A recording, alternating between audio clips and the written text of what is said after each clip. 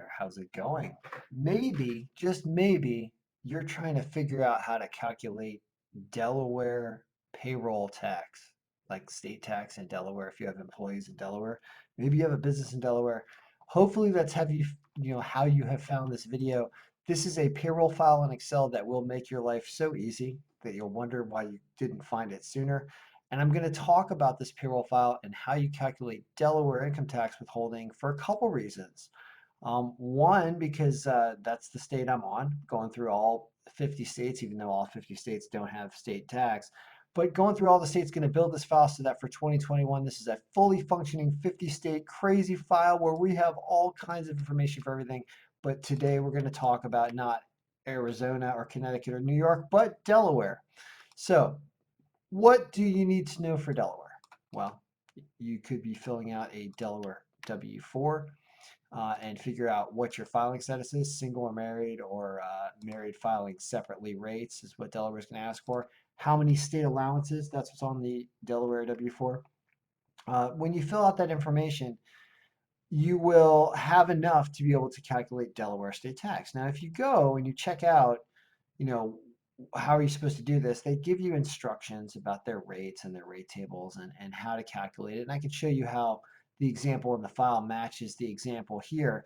But there's something a little more complicated going on here because whenever I test this file out against open resources on the internet that have programmed tax rate formulas into their system, I'm getting a different answer and I don't know what's going on. So figured I'd post a video and explain what I've done and if someone can correct me because clearly I'm wrong or they're wrong and I'd like to know who's wrong. So let's talk about Delaware tax rates and income and everything.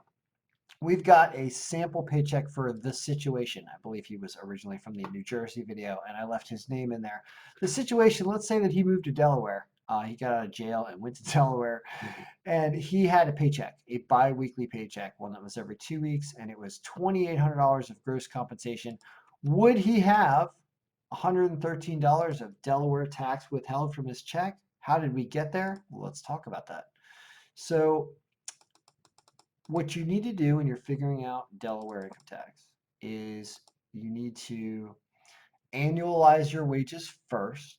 So in this case, he got paid $2,800 in gross wages for this bi-weekly period.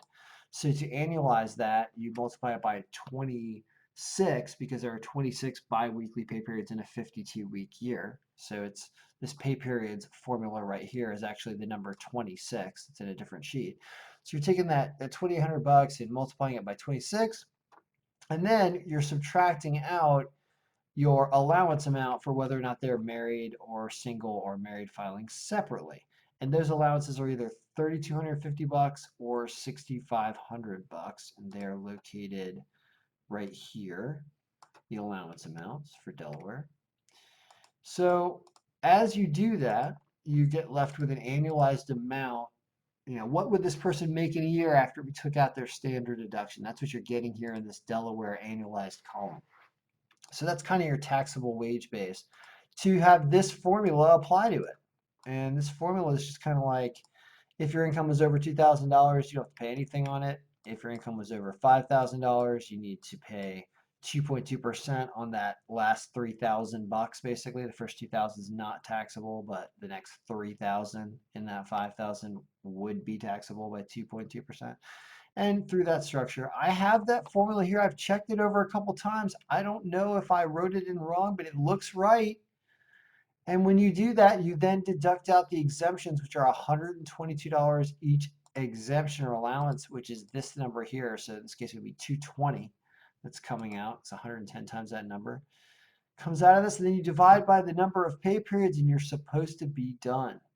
You're supposed to get this number. However, when I run this in Suburban Computer, one of my favorite sites, these guys are awesome, suburbancomputer.com.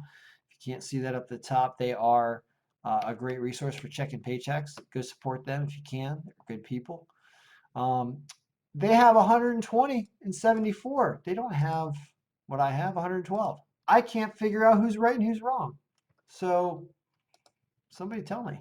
I'll post this formula in the comments, but I think it's doing the right thing. So I don't know what's happening. But other than that, everything else should work. So you need to know your number of allowances. You need to know what the state filing status for Delaware is, and what the gross wages are in order to tax, and then you can figure it out. But that is how you do it. You divide this all by the number of pay periods after you run that if formula, that nested if formula, which looks like this. It's if the wages are less than 2,000, do this. If they're less than 5,000, do this, and times it by this. Then add 66. That's what it is. I'll paste it in there.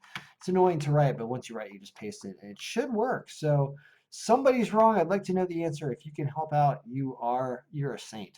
Otherwise, I hope that helped you figure out how to calculate Delaware withholding. This payroll file is awesome and is $100.